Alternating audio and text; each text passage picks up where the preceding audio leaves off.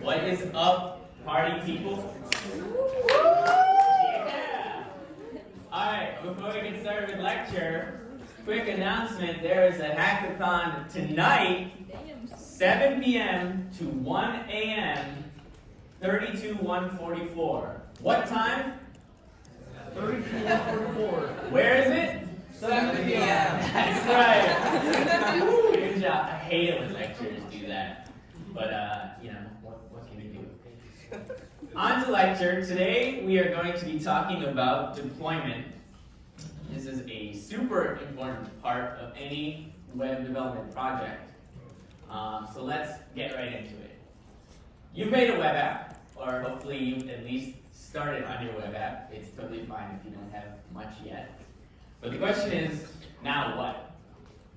So, for the purposes of this lecture, I've also made a really quick and cool web app that we can take a look at. This is the Aaron Sipser Fan Club website.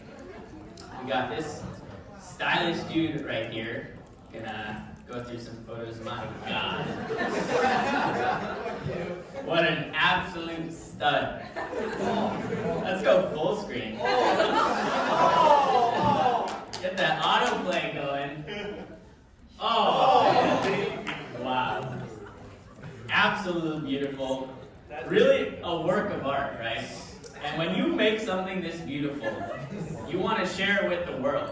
Right now I'm running it, as you can see in the address bar, on localhost 5000, which is what we've been doing for all the lectures so far. But it doesn't really make much sense to just keep it running on localhost 5000 when I want all of you guys to also be able to access the wonderful Aaron Sipser Fan Club. So how do we go ahead and solve that issue? Well, that's what we use, what deployment is. We need to deploy, and what is deployment? Deployment is really just making your web app accessible to the world. And how do we do that? What goes on under the hood in order to make that possible? What we'll be doing is just getting somebody else to run our server.js.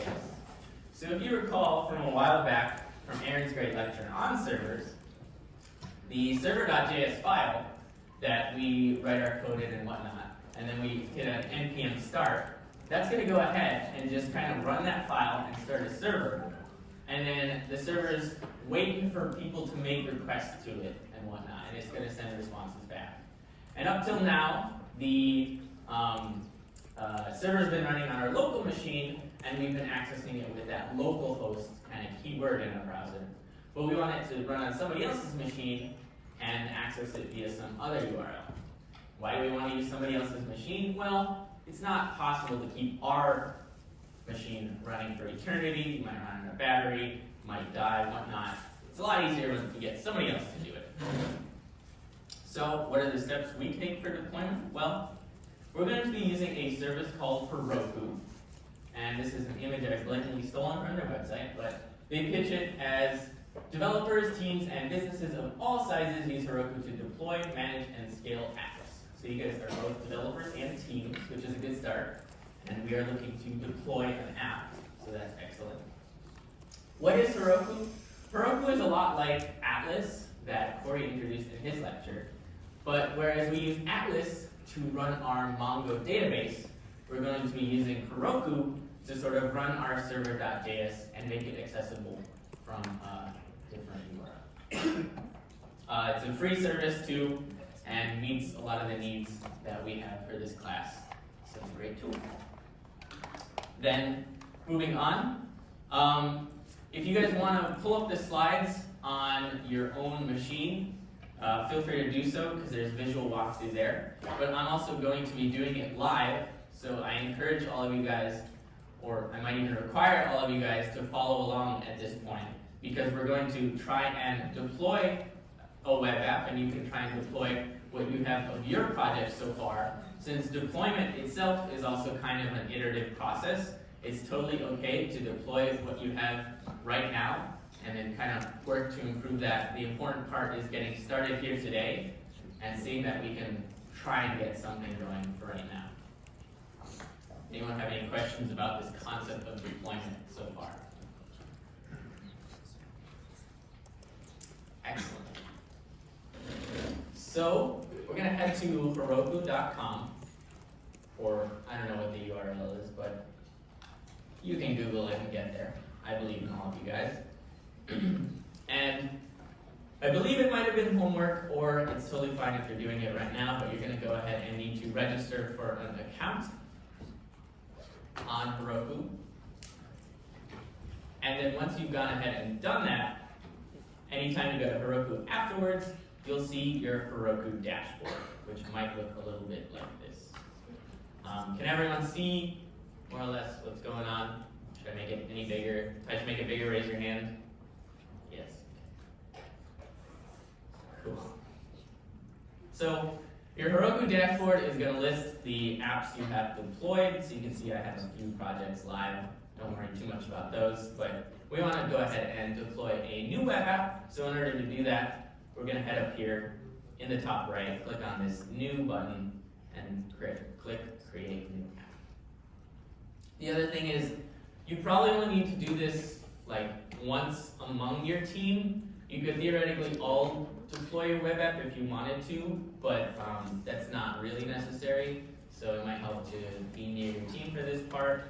Or if you all want to get experience deploying a web app, that's fine too, but you'll probably need to choose different app names. The first thing Heroku is going to ask you is to choose an app name. So I'll call mine Sippy Cup. It's not available. Very sad. Sippy Cup XD. And the important thing to note here is that this app name you choose will by default be in the URL that you'll eventually access your web app at. So make it something good and relevant and something you're not going to be embarrassed about. I'm pretty happy with Sippy Cup XD. So once that's done, I can go ahead and create the app. Once I've created the app, Heroku knows that one of the first things we need to do with a new app is probably deploy something to it.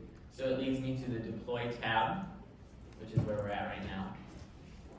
And the method that we're going to be using to deploy, it gives us a few different options.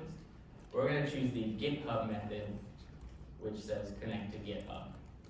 And this is one of the nice features of hosting your code, your repository on a platform like GitHub is because Heroku's got integration with it, so it makes the deployment process really straightforward. If it's your first time on Heroku, again, you might need to go ahead and log in via GitHub and authorize Heroku to check out your repositories, which we encourage you all to do so. I'll give you a minute to do that if it is your first time. If there's any questions so far, also feel free to ask them at this point.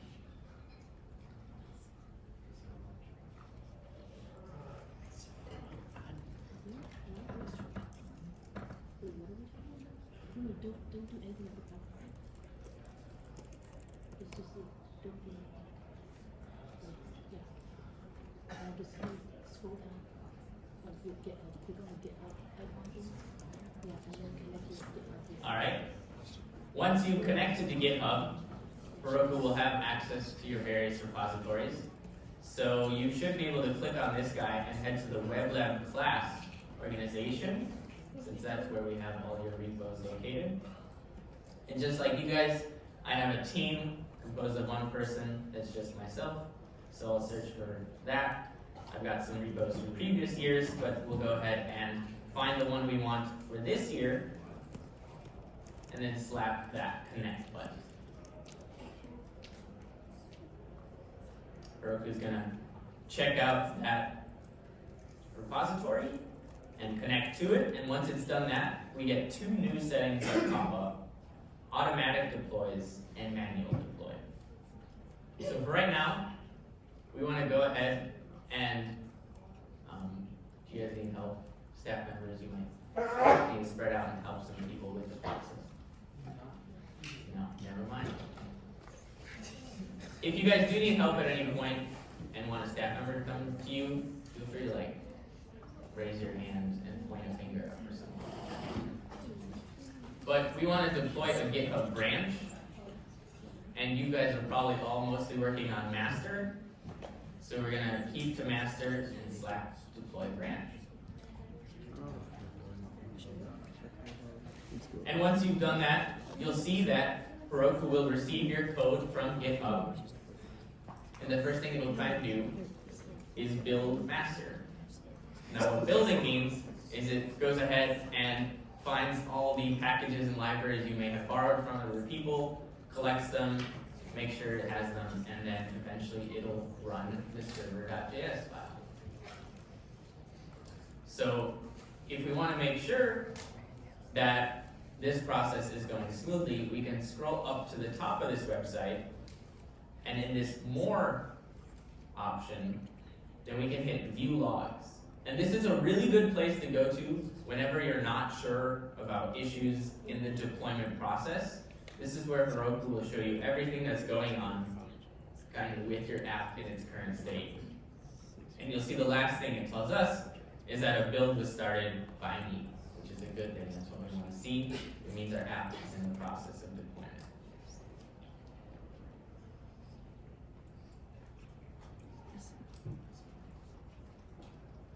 Any questions so far? This process might take a little bit.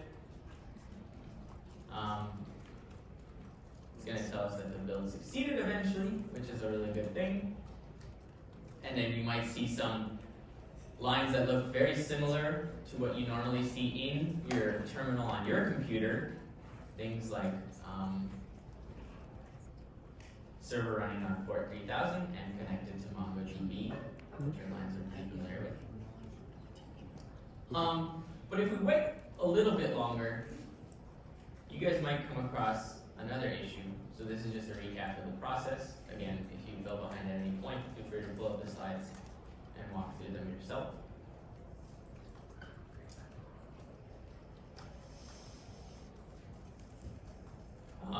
And the other thing is, we mentioned we also saw that automatic deploy option come up. You guys can go ahead and select that option if you'd like to.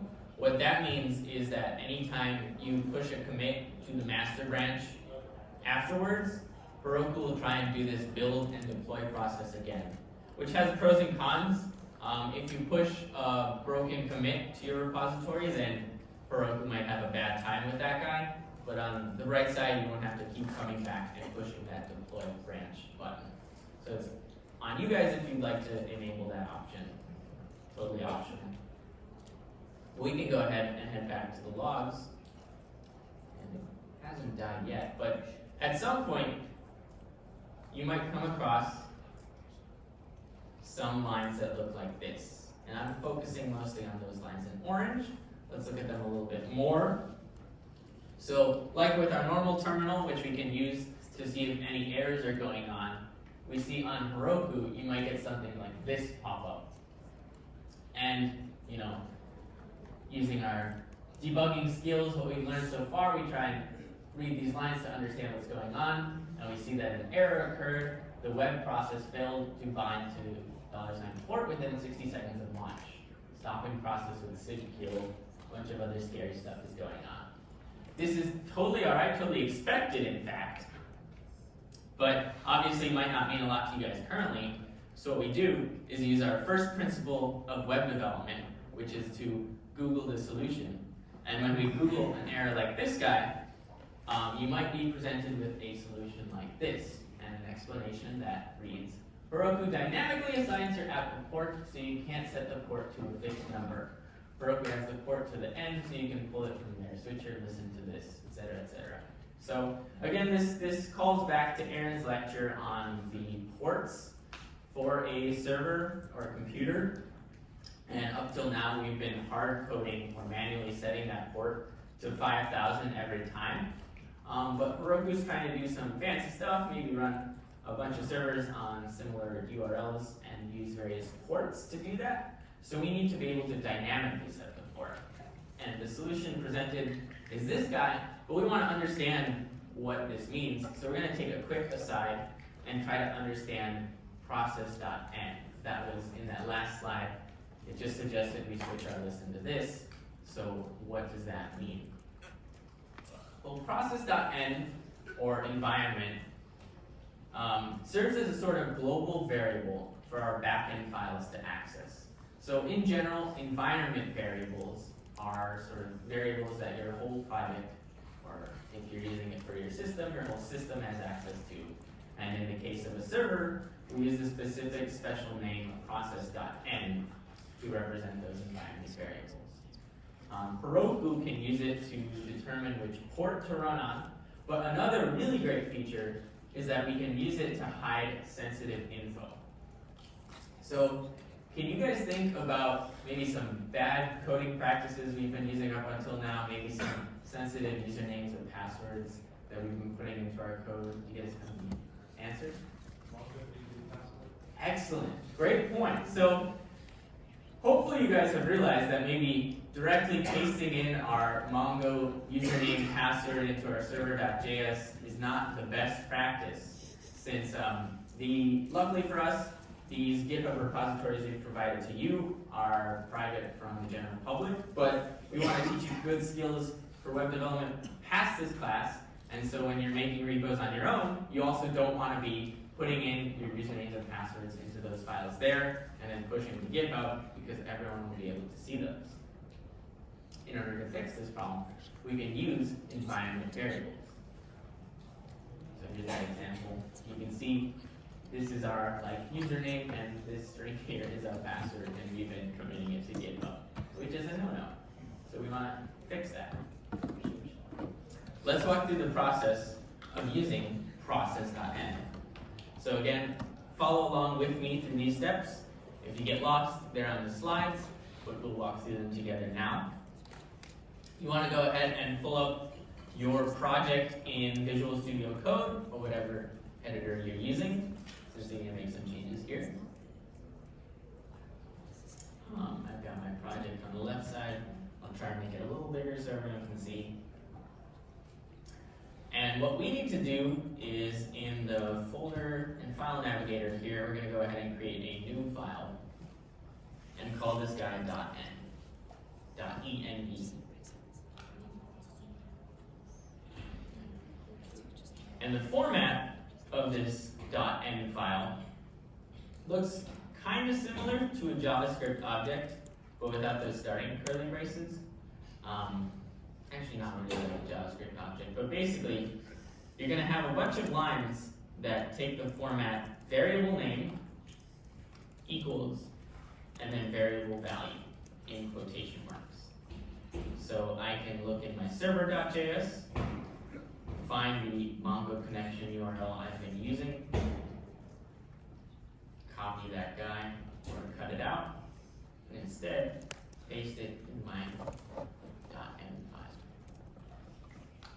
For the purposes of demonstration, I'll also grab the session secret, which if you're super concerned about privacy, you may want to keep this guy secret too, since its name is secret. I don't actually know much about it, but we'll put it in here as well. That's a lot of quotes. And then we'll save that guy. And then what we can do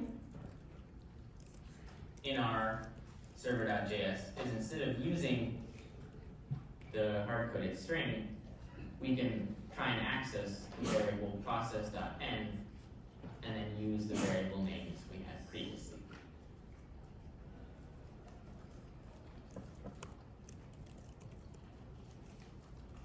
Now the thing is, this doesn't actually work right out of the box. We need a little library to help us out with that. So to install that library, we're going to head to our terminal.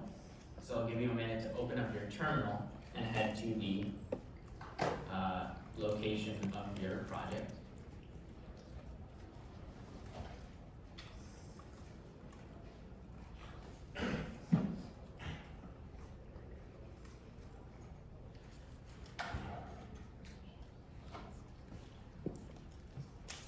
And once you're there, we're going to run the command npm install .env, D-O-T-E-N-V.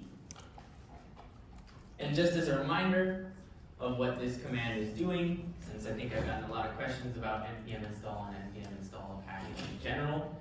So npm is a sort of utility we're using to manage our packages and libraries. Remember, the second tenet of web development is there's a bunch of packages and libraries out there for us to use. So .env is one of those packages. When you do npm install with a package name, it's going to go ahead and find that package out on the internet and install it for use in our project and make a little note that we're using it. When you run npm install in general, it's going to go ahead and look through that list and install all the packages you need for your project. So we've installed the package that lets us use .env files. And then we also need to get that package going. So I'm back in my code editor. And then towards the top of the server.js file, you're going to want to add the line require parentheses .env .config. And so this looks kind of similar to the format we're used to with that require keyword. But the difference about the .env library is we don't need to commit it to a variable. We kind of just need to have it run once. And so we just do that with this line.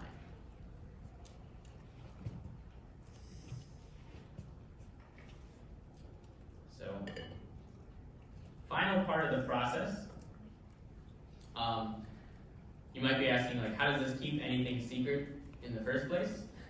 So, on our left side navigator here, you should all have a file called .gitignore, or if you don't have it at this point, go ahead and add it now.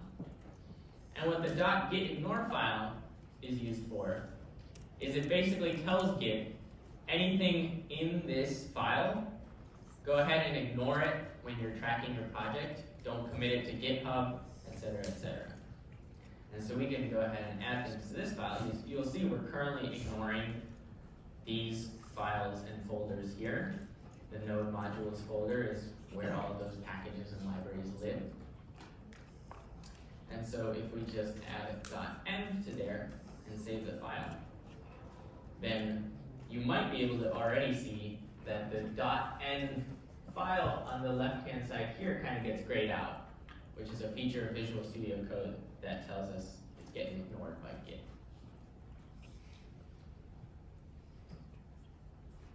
So as a recap of that process, we added a .env file, we added the .env word to our gitignore file, we added the relevant secrets to that file in its following format. Quick nuance is that now, since .env is not getting tracked by Git, everyone on your team will have to make their own .env file, or if you want one person to make it, you can share it via some other, hopefully more secure means. Then we installed the .env package, required it, and use that syntax wherever needed.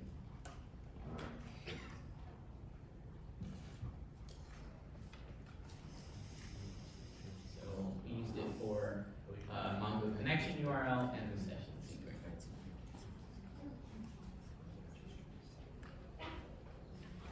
Now you might be asking, and the other place we can use it is towards the bottom of server.js. This is all a pretty lengthy aside to implement that solution for our Heroku port problem. Towards the bottom of the file where we're defining our port, we can go ahead and do what was suggested online to, instead of hard coding to process, or to 3000, we can use the environment variable.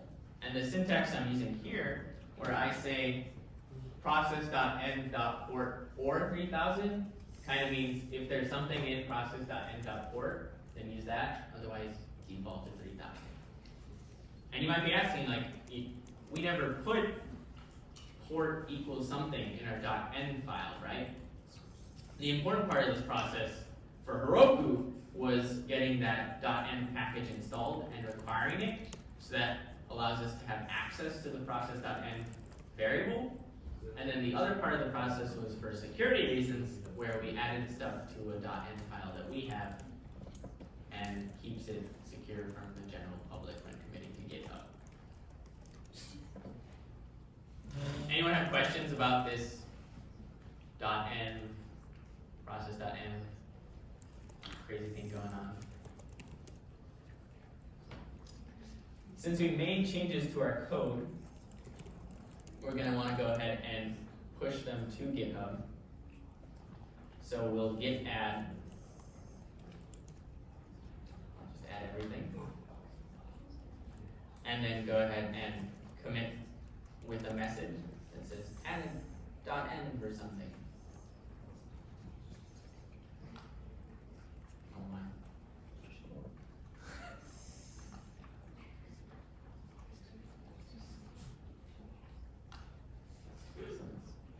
And we can push that to GitHub again so that it's kept track of online.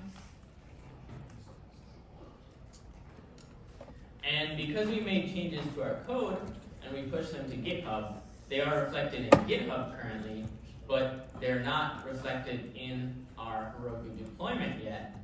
So we can head back to Heroku in our browser and go back to the deploy tab.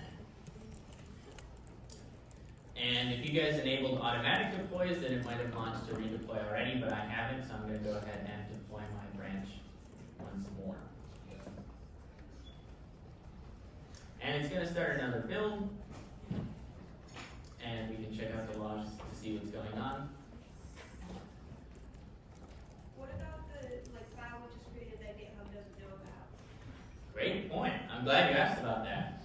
So, if you think about what we did, there's actually a slight nuance in that we actually kind of took a step backwards.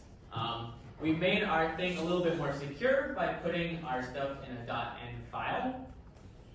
But now that we know about it on our local machine, GitHub doesn't know about it. GitHub, and therefore Heroku doesn't know about it. So what we need to do is use a Heroku provided solution. And Heroku has a feature called config vars or config variables. So like you pointed out, Heroku doesn't have access to our .env files. So if we followed that deploy process throughout, we'd see it would probably actually error out and die again, which is all right. But we'll need to fix that somehow. And what we can do is set Heroku config variables, which is basically the Heroku version of the .env file. So let's go ahead and go through that process now. We're back on Heroku. We're in our project. We'll see that, yeah, indeed the project did crash because it doesn't understand process.env.atlas.srv. Can't find that. So if we head into the settings tab here near the top, you'll see a few options, and the second one is config vars, config variables. And so if we reveal those guys, then you'll see the format's already looking quite similar to the .env file we just wrote. So what you guys can do now is go ahead and make a similar key value structure with things we used previously. So we'll take Atlas SRV. The one difference here I should point out is that you don't need to surround it in quotes. You can just add the string as is.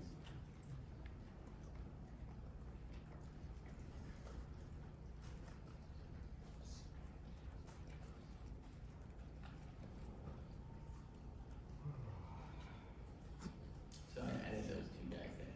You have a question? Can you go back to show us how you set the port again? Yep. So in our server.js, it's going to look like that. And we're no longer hard coding the port. So we can get rid of that comment.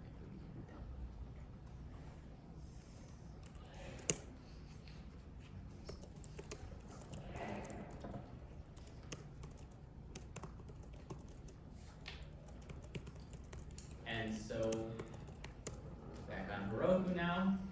I don't know if it's going to try and auto do it again. It killed the process once more. But let's just try a redeploy and see where that gets us.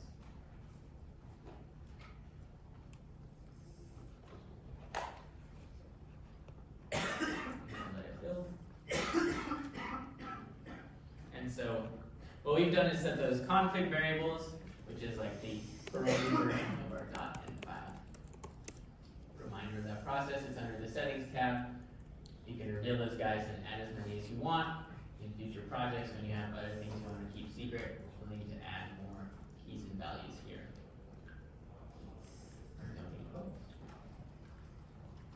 And as a general recap, the .env is a local file that we're using to keep sensitive information private as a good practice, while the config variables are a Heroku feature that we use in a similar way and for a similar reason. Any questions about that? Yep. So I used that or syntax. So I set the port equal to process.env.port or 3000. And what that means is it's going to look to see if process.env.port is defined. And if it is, use that. If it's not, it's going to default to 3000. And remember, any changes to the code you make, you'll have to commit and push to GitHub, and then possibly redeploy on Heroku to see those changes reflected. So I'm back on Heroku. We can see that the last few lines, one says state change from starting to up. So up is always a good thing. We want our app to be up and live on the internet. And we see it's running on a different port this time that Heroku has randomly selected, so we don't care too much about. Now we've connected to MongoDB. So hopefully, we should be able to head to the top right here and click that Open App button to check out our application live on the internet. And now we've got our beautiful Aaron Sipser fan club hosted on sippycupxd.herokuapp.com. So if you guys go to your browsers now and head to this URL, you should also be able to see this beautiful website and bask in its glory. It might take a little bit of time. Heroku is not the fastest service. You have a question or do you need some help? Can you add me to so when I try to add the girl to but I checked it says maybe for a separate conversation, but Did you log in? Do you have a I question? already accepted. Why don't you go to your Heroku? but I did remember when I created it. So yes, then I went to my Yes. platform and it So said- you asked, is the login feature Then working? click personal. And that's where we're going to next. So when you deploy, you always want to make sure that all the features Wait, of your you're website logging are as your working as MIT. expected. So you've got these beautiful pictures that we can still I view, sent it to your which is Gmail. great. But if we go ahead and try and hit the login Me button, at your MIT. then we're going to immediately get an error from Google that says redirect URI mismatch. And so we can kind of analyze this issue a little bit, Alright, should work. but it says that the origin does not match the ones authorized for the OAuth line. So what that means is we need to do a little bit more configuration on the Google auth Should go to side your of things. Gmail. Okay, I'll probably come soon. So let's I'll just get back to the slides for now. We deployed.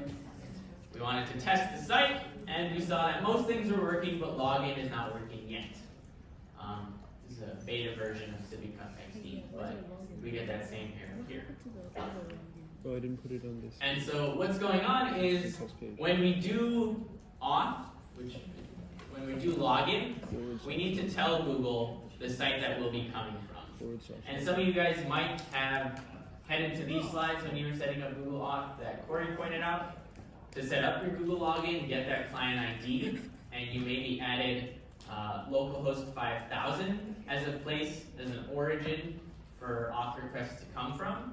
But now we've deployed our website, it's at a different URL. So when Google gets a login request for our app from sippycupxd.herokuapp.com, it's like, hold up, you're not supposed to be sending login requests from there. What's going on? And so we need to make Google aware that we might be getting login requests from there at this point. So let's walk through these slides that our friend Core has outlined for us. Hopefully a lot of you guys have already gone through this process of setting up your web app. Can I see a show of hands? How many of you guys have obtained a client ID for your app already? No, I don't need it. I tried. So we'll just go through it slowly. That's all right. We got some time. Google Auth setup by me, Corey Lynch. So if you recall, during workshops, we all share the same client ID, where client ID is just kind of a unique identifier for your web app. And we had made one for Catbook, but now you guys are all making your own unique web apps, so we all need unique client IDs. And this is how we do that process. We have another hot link, weblab.to/auth. So I'll let all of you guys take a minute to go there, since this is the important hot link we'll be using.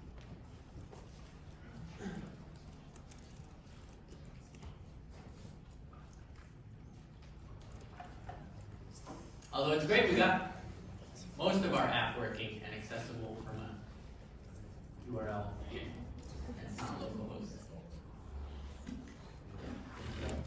So when you head to weblab.to/auth,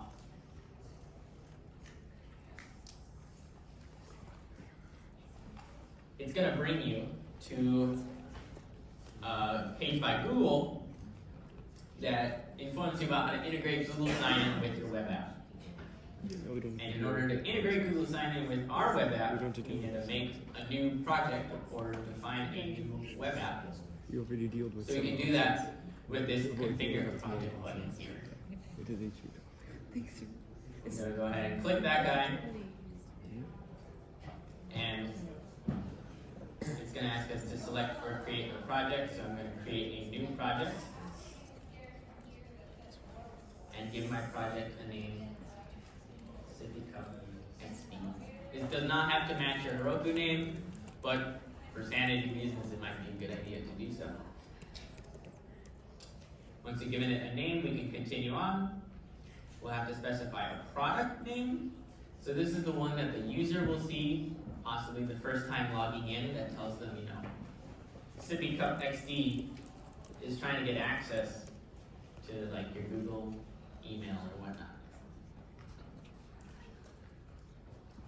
So we'll give it a name there, hit next again. If I'm going too fast, raise your hand. All right, I'll take 15 seconds pause. Yeah. Yes? What does that client mean? The off client? The product name? That's what was it? So the first time you, or any other time you log into an app with Google Sign-In, you know how you kind of get that separate tab that opens up? And if you look closely, it will probably actually say like, you know, do you authorize blank to use your like some of your Google info? And blank is the name, that product name we just provided. So the first name we gave is kind of an internal project name that you'll see whenever you go back to this page. The product name is what your users will be seeing when they do the login.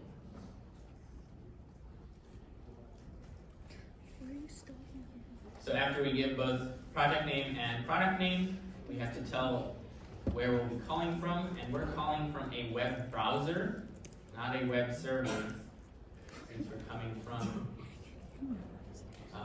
browsers like Chrome, Firefox. And you'll see then it asks us for an authorized JavaScript origin. Wait, I can make this bigger. So we'll want to add the development one to start off. And remember, we develop on http://localhost 5000. So we can type that in and then hit create.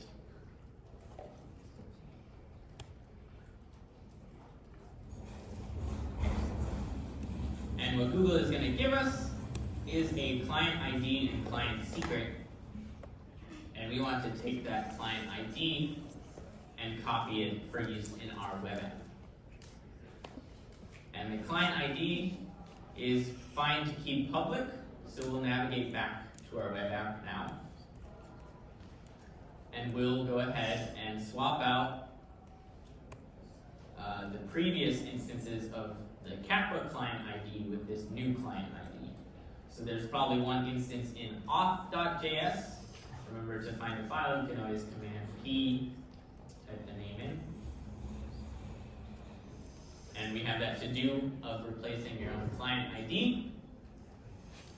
So I copy the one over from Google. I'll replace Catbook.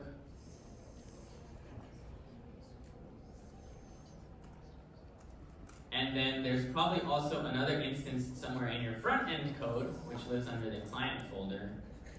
I think I have one in skeleton.js. Yours might be somewhere else if you've been doing some differentiation of files. But I'll go ahead and replace that guy as well.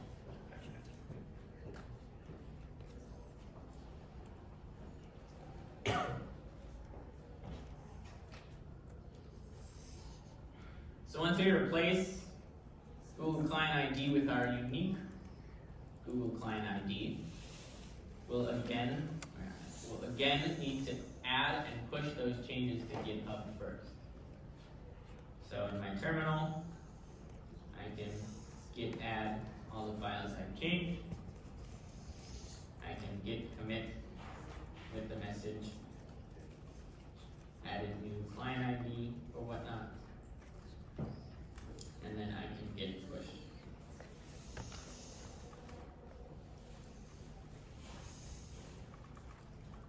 Yep.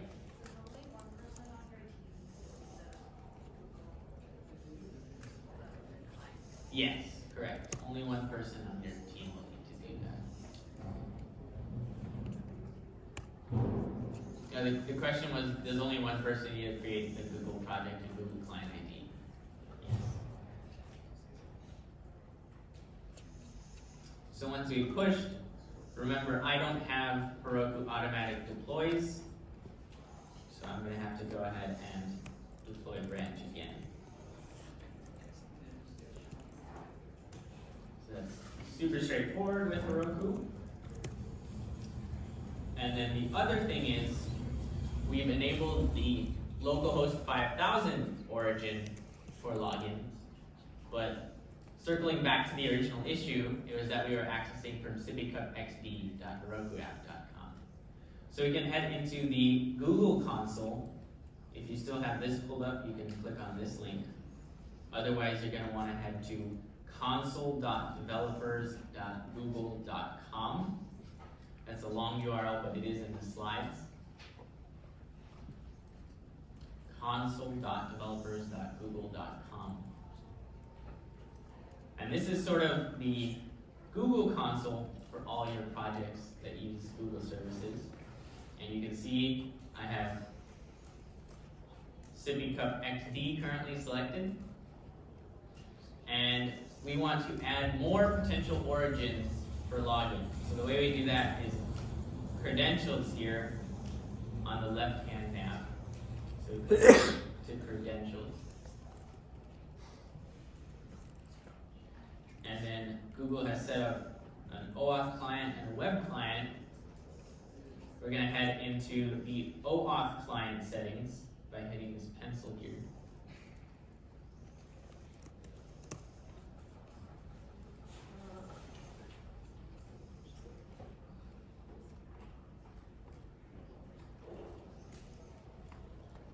And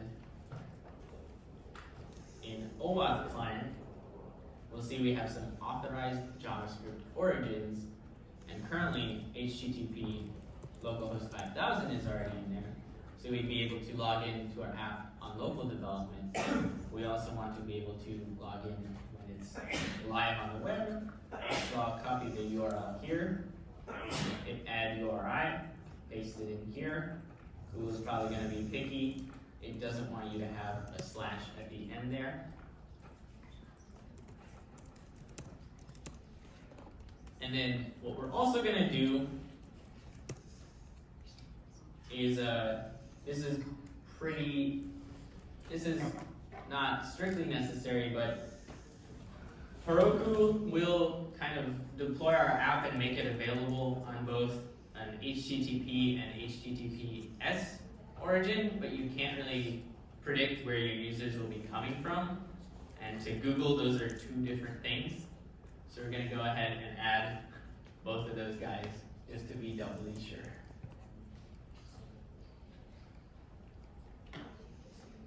And once you do that, you do need to hit this save button on the bottom for Google to save it.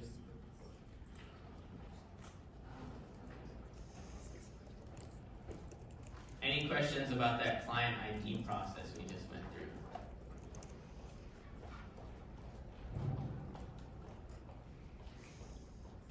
Great. So now, if our app successfully deployed, which we can again check via the logs, and head to this website here. Hopefully, since that change we just made of adding the origin is on Google's end, we should be able to log in, and we see that it asks us to choose an account, so I'll choose me, and we successfully log in. As we can tell, since our login button changed to say log out to stop loving Aaron Sipser. So sad. Never log out. Always keep loving Aaron Sipser. But now we have at least all the features of my website working. Hopefully a lot of the features of your websites are also working. I'm going to head back to my deployment slideshow real quick. So again, there's a visual walkthrough of everything we just did on the slides. So if you kind of got lost in the process, feel free to refer back to those guys. But we succeeded. That's the gist of deployment. You can see it was a very iterative process. We deployed 3 or 4 times just within this lecture. And if you guys need to do something like that as well, that's totally all right. It's definitely a skill you can learn as you web develop more. But of course, things might not work out the first time. That's totally okay, it's part of the process. We're here to help. You can come to the hackathon tonight if you're trying to get a basic version of your site deployed. But thanks for following along with me, and take any questions you guys might have.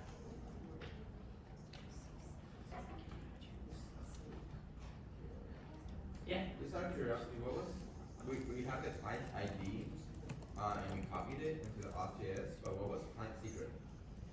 So I think there's there's different ways to log in with Google, and like some of them use the secret. I don't want to get too much into it because it's nice if we stay standardized with the Google login method we're using.